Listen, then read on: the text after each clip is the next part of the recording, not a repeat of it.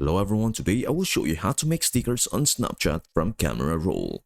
And here's how it is done. Open the Snapchat app. Tap the two photos icon in the bottom left next to the shutter button. Go to your Camera Roll and select a photo. Tap the three-dot menu or drop-down arrow in the top right. Select the scissors icon. Snapchat will either automatically detect a sticker or you can manually trace the area you want to turn into a sticker using your finger. Once outlined, the sticker will be saved automatically to your sticker collection. Tap the scissors icon to find it later. You can now reuse the sticker in future snaps, photos, or videos. And that is everything you need to know about how to make stickers on Snapchat from Camera Roll.